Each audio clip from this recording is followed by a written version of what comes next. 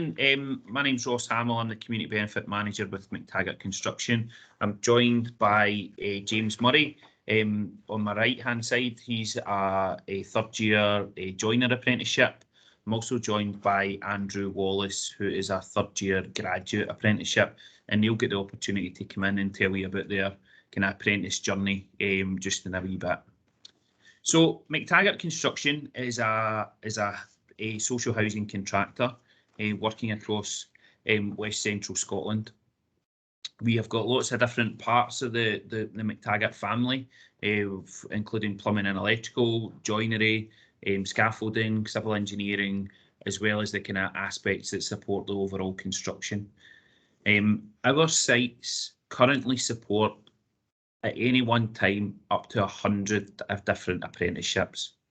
That's apprenticeships from what we would call craft apprenticeships, so joiners, electricians, painter and decorators, roofers, graduate apprenticeships, civil engineers, quantity surveyors, construction managers, and then our vocational ones, and that's the kind of entry-level qualifications. So at any one time, our 26 live sites support up to 100 apprenticeships. And they're as varied as the people that are in the pictures above there. The last presentation we did, we kind of spoke about the different types of apprenticeship opportunities, and it always doesn't necessarily need to mean kind of joiners, hammers and saws. The kind of world of apprenticeships is growing, and increasingly we're looking at different parts of technology, different changes in technology. I think it's important that we talk about actually what the skills are for an apprenticeship. You guys at schools will have this new fancy term, meta skills, battered into you about the skills that industry is looking for. You know, skills like intelligence, feeling, you know, all the different kind of buzzwords. But really for industry, the keys to being successful in our industry when you're young are this. It's about working as a team. It's about the business and customer awareness. Why are you doing something? Are you building that on behalf of somebody else? Are you working on behalf of somebody else? Problem solving and creativity. Construction's all about overcoming problems with solutions. You know, it's all about communication. It's all about passing a instruction on to somebody else. Construction's always kind of about being a middleman. It's about the application of literacy. You know, it is mostly, you know, a maths-based industry. It's about using technology and IT. It's about always having that kind of positive image and always having that entrepreneurship. You know, the industry is made up of loads of tiny companies, all started from previous apprentices.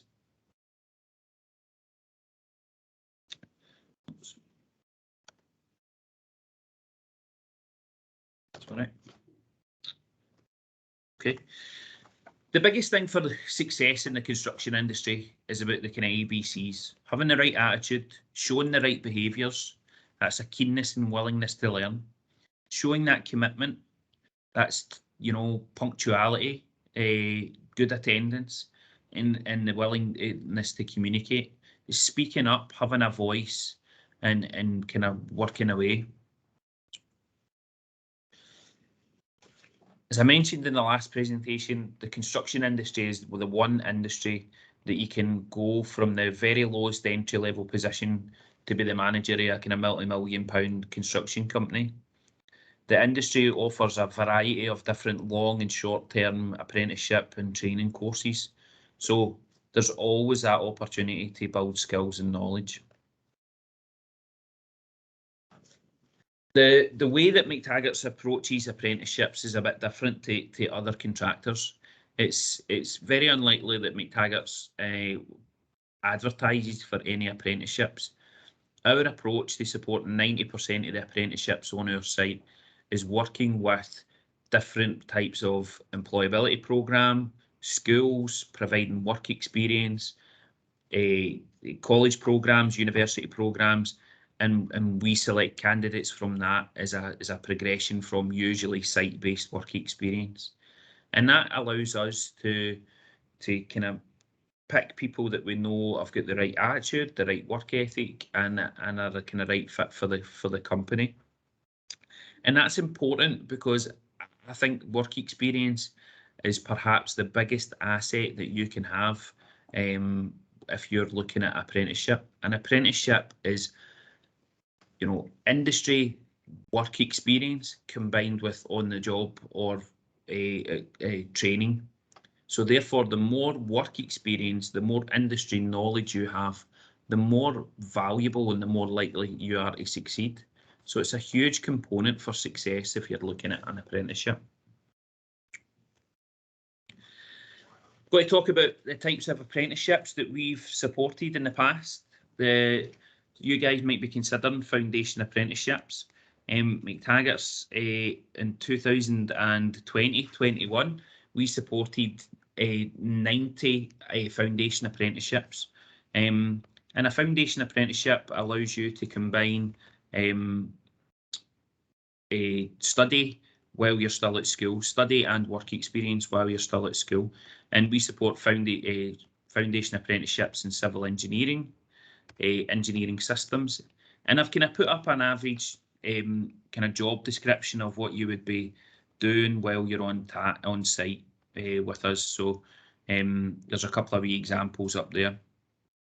Mostly it's about building up that kind of entry-level experience, that background knowledge. What does a civil engineer do? What does a quantity surveyor do? What does a site manager do? What is their role? How does this site run and operate? And it's really a good opportunity as a kind of catalyst to perhaps graduate apprenticeships like Andrew or going into university.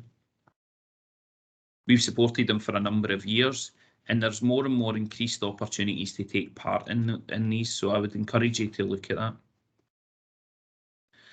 A couple of nice comments from some of our previous foundation apprenticeships saying that they'll love the opportunity, and it was by far the most exciting part of their working week or their school week, was coming out onto site to be part of our site team. I touched on this before.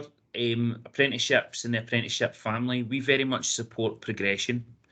We look at apprenticeships as being an ongoing process, whether you start as work experience, moving into an SVQ2, which is the kind of lowest entry level apprenticeship, all the way through to an HNC or even a degree programme. It's always about that building and working towards something. The biggest volume of apprenticeships that we support within the industry are based there, and it lets you see the kind of variety of things that we support within McTaggart's. We support plant operations, which is our dumper and rollers. We support site management, supervision, our civil engineers, business admin, paint and decorating, joinery, plumbers, electricians. I think all in, we support about 17 different types of apprenticeship currently. And I'll tell you a couple of them now. So we'll get Jordan, who's a civil engineer groundwork apprenticeship. He's recently completed his apprenticeship, and he's moving in towards site supervision now. We've got Ryan. Ryan left school at 16, and he's recently completed his apprenticeship, and he stays up in Lanark and travels all the way to Ayrshire. So the ability to travel is a huge thing. So again, you can start an apprenticeship from 16 to 60. There's no age restrictions for apprenticeships. So whatever the best path is for yourself. This is James's job description. James is a modern apprentice, so he's at college for 4 years, or his training programs for 4 years, and he combines on-the-job training combined with college, and he's at Glasgow Kelvin College in 3rd year. And this is his friend and colleague Aidan, who's another joiner apprenticeship, and this is James here. I'd invite James just to jump in here and kind of tell us a wee bit about your apprenticeship, James. So how did you get your apprenticeship? Well, I left school when in 5th year, and I didn't really know what I wanted to do. So I went to Skills Development in Scotland, and they got me an interview with Youth Build, and then Youth Build got me a work placement with McTaggart, and then for the placement was for 2 weeks, and then for that 2 weeks I just showed McTaggart what I'm capable of, and just turned up on time, showed that I can work and stuff, and then now I'm 3 years down the line, got an apprenticeship in joinery, and I'm looking forward to the future. Brilliant. And a lot of the students will want to know how much you get paid. So what did you start off at? What was your hourly rate when you started off? When I started, my hourly rate was $6.15 an There you hour. go. So $6.15 per hour, and the minimum hourly rate for an apprenticeship in Scotland is $4.50, approximately $4.50. So and that hourly rate is increased year on year. Yeah, it's increased year on year, yeah.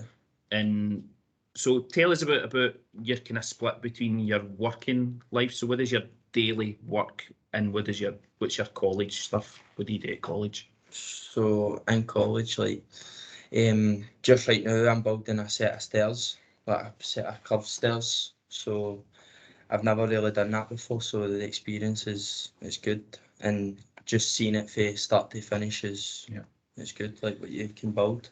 And have you ever hurt yourself? Aye. Tell us a bit about that. I shot myself with a nail gun, and it went right through my hand here. There you go.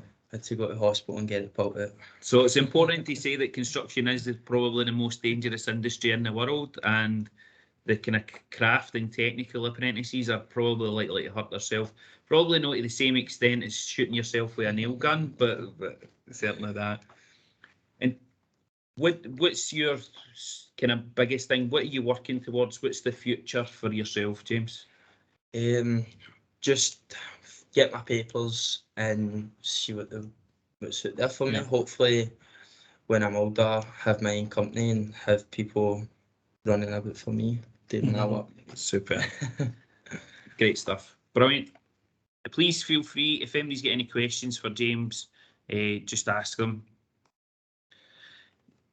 Graduate apprenticeships are quite a new thing in the construction sector. They were kind of introduced about 5 years ago, and for the construction industry, they kind of cover quantity surveying, civil engineering are the kind of two big ones, and increasingly we've got technical apprenticeships which cover estimating and construction site management.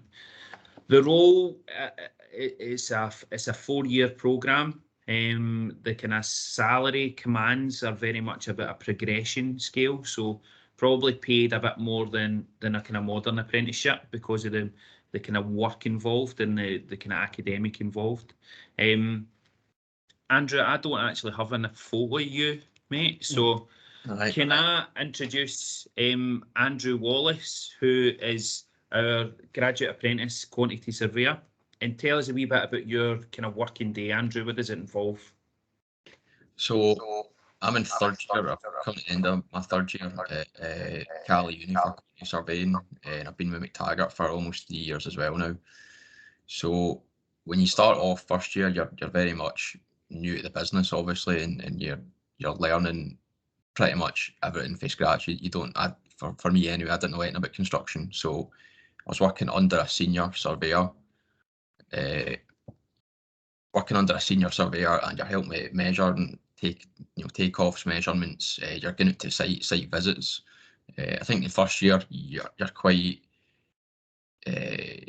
likely to get involved in a lot of different projects just to kind of give you that experience. But as you progress, I'm in 3rd year now, so I've got my own site which I'm responsible for all the commercial aspects of. And I'm also involved in one other site, so it's subcontract orders, procurement, managing the subcontractors, and just all the kind of commercial. I should probably jump in there and basically say it's Andrew's responsibility of whether a construction project makes a profit or not. If Andrew doesn't do his job correctly, then that site is potentially going to run at a loss. So being a quantity surveyor is of huge importance to having a successful business in the construction industry. So can I tell us a bit about uni, Andrew? How are you assessed? What's involved? What's different from kind of where James is maybe assessed on his practical skills and knowledge? How are you assessed at uni? There is obviously a lot of theory at uni, so you've got your assessments each year, exams, coursework's kind of a mix, but I would say it's mostly coursework. But with the graduate apprenticeship, there is a work-based element, so they'll try as much as they can to adapt your coursework to what you're doing at work. So I'll quite regularly have conversations with my line manager about, say it was my estimating module, about estimating kind of principles, or I would have coursework on, I was to write about a site that I'm on just now. So they try and relate it as best they can to what you're doing at work. Yeah, brilliant.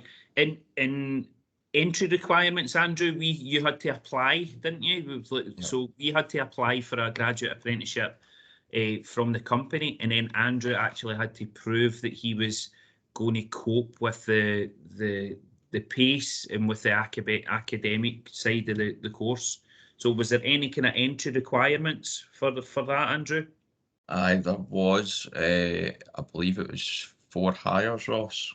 I think it's normally 4 hires, ranging from 2 Bs and 2 Cs, at possibly. to A's and B's at some of the other universities. Yeah. Yeah.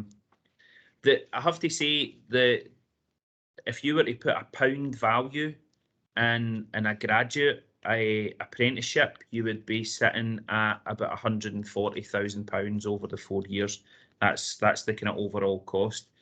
A craft apprenticeship, like James, is sitting at about £90,000 in terms of quantifying how much that wages people are paid, the cost of courses, the cost of university. So if Andrew was to go and sit a 5-year degree programme, he would have student debt, he would have to have a part-time job in the weekends, or he would have to that. And Andrew is a young man earning a salary, drives a nice car, and tell us about the advantages of being a graduate apprentice, Andrew. I think the fact that it takes 4 years, which is pretty much the same as what you're doing if you're full-time anyway. The same time you're getting a full-time wage throughout your time at uni, and you're getting all the experience as well. So it really puts you in a much better position when you graduate and after the 4 years. I mean, and what's the future for yourself? So finishing the end of my 3rd year, so I've got 1 more year at uni to go, and then that'll be once you're qualified, I choose a kind of quantity surveyor, take on more projects. So I think McTaggart's, you've usually got about 3 projects you manage. So that'll be the kind of the future. And then we'll all be working for you one day. Aye, maybe. Brilliant, appreciate that. And again, if you've got any questions for Andrew, just feel free to ask them. It's important to kind of refresh the scale in terms of academic achievement in comparison that apprenticeships have got with, when you look at Andrew's graduate apprenticeship, it's the same as an honours degree or even higher. In James's qualification, the SVQ3 is the same as an HNC. Apprenticeships, I don't think, get the respect they deserve in terms of the academic equivalent. But if you combine the qualifications that these guys are working towards with the knowledge, skills and ability that they've built over a period of years, they are so much more valuable than somebody coming straight out of university or college, because they've got that huge amount of industry knowledge. If you guys are considering how to get an apprenticeship, I think it's important to consider just about the importance of getting a foot in the door. Both Andrew and James progressed through work experience. Andrew came out and did work experience for, I think, a full summer before he moved into an apprenticeship. Sometimes it's about getting that foot in the door through an entry-level position, and then maybe as a kind of assistant or general operative or something like that. And you're always more employable if you can show experience and confidence in the role. So it's important to realise that not everything necessarily has to be a straight in the door as an apprenticeship. We touched on the kind of skills and qualities required. For young people, I think it's important to realise that you know, if you're considering the progressions into apprenticeship, it's important to say that things like having a good positive profile, whether that's on social media or good references from schools and college, these things can really make a difference and open the door. And it's important that you're kind of always representing yourself in the best possible light. So please consider your things like social media and stuff when you're considering your kind of career options. And it's important to say everybody has a first day. I'd invite James to come in. James, do you remember your first day in construction? Tell us, what was your first day? It was just nervous, going on to site. Never been on a site before in my life, so going on to site and then just working with the people. It's like, it was a good experience, but nervous experience as well. Brilliant. When I like to do it again. Well, you've been and done it. Andrew, do you remember your first day? You were working with a roofer before, weren't you? You've done. Aye, but I like James says, you're nervous, especially my kind of placement was up in the Glasgow office, and then first day you're down to head office, don't really know anybody, but aye, it was fine. It was fine. Everybody has a first day in construction, and everybody is about, you know, there to support it. And construction is all about building up that, you know, once your first day's by, you've got more knowledge than you had the day before. After day two, you've got more knowledge than you had at day three, you know, and it's about that building up. So it's important to say that there's no wrong path in construction. James left school and went in and done another couple of things and done a programme called Youth Build. Andrew left school and went and worked in the construction industry and done a couple of other things. And you'll see here the kind of no wrong path. If you decide that the construction industry is an industry that you'd like to look at a career, then look and see where you want to be. You know, if you set your sights on being an electrician, you know, and you apply for lots of different apprenticeships and you don't get one, always have a backup plan. You know, what else can you do? Can you be part of another part of the industry? Can you move into something else? Because it really can kind of change your lives. And I definitely think that there's a route into the industry for everybody. Mentioned that. And you see there, we've got loads of different young people across the industry, from, you know, painters and decorators to joiners, roofers. That's you. That's you. And you see there that, you know, there is kind of different is the areas in which we're working. There's loads of amazing places to find information about how to get apprenticeships, whether it's a modern apprenticeship like James or a graduate apprenticeship like Andrew. And this kind of wee slide up here's got loads of kind of good links and stuff to find out where it is. The important thing is about having a plan. If you're considering being an apprentice or coming into the industry, it's about having that plan. Who do you apply for? Where do you apply?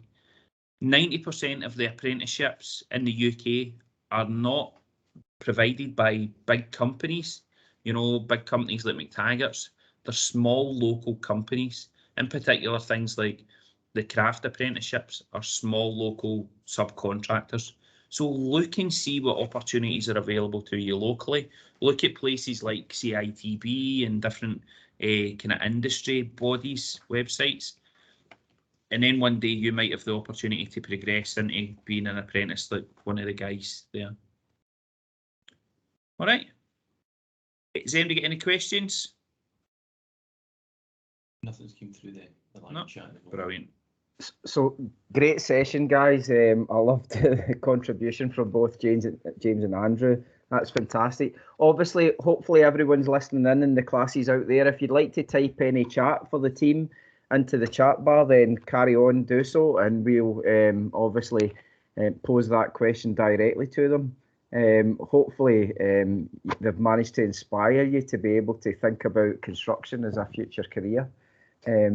First of all, I like to kind of light-heartedness, but James, have you ever ended up in a social media video at any point during your construction time? James has done loads of stuff, and equally we try and promote the apprentices as much as we can, but I always like to pull him up about shooting himself with a nail gun. Stephen actually said in the chat he had a photograph of your hand with a nail in it, mate. So I bet that was a bit of a sore one. It was so. So obviously, in terms of the way that McTaggart's have been promoting apprenticeships, it's obviously a huge part of your business. Have you got any sort of foundation apprenticeships or modern apprenticeships coming up in the next few months? Yeah, as I mentioned there, we kind of tend not to promote. We don't kind of offer standard advertising. We support our apprentices in the areas in which we're building. So if it's North Lanarkshire, we'll try and recruit from North Lanarkshire. If it's James, which we're working in the Glasgow area, and our kind of approach is to work with schools, colleges and employability providers. So as soon as we identify an opportunity, we come to people like yourselves or Youth Build and start offering out that kind of whether it's work experience, we have route of progression into something. So it's very rare that we promote, and that's why I'd encourage the young people to approach local companies. There's a huge hidden job sector in construction about just champing the door or getting out and work. I mean, I would say about 25% of the young people within that are supported by our sites have just been, work experience, and they've been so good we've just kept them, or our subcontractors have kept them. That's what I was going to say. It's about the culture fit for your organisation, because you're seeing the individual firsthand, whether it's on a work experience or an introduction through a school, and then you can see them fitting into your organisation. That's exactly it, and young people have got to show their qualities, and sometimes if a young person just shows that he's got great work ethic and understanding, then absolutely it saves that company having to go and find somebody that's perhaps not going to have that same kind of click. So I am a huge promoter of work experience and kind of building up that industry knowledge to make yourself, so good they can't afford to get rid of you. Well, listen, guys, great session. Thanks very much to both James and Andrew for your contribution during that session, and loved it, Ross. Great. So ready for the next one for anyone that's about to join the next session. So I'm just going to stop that recording there. And if everyone is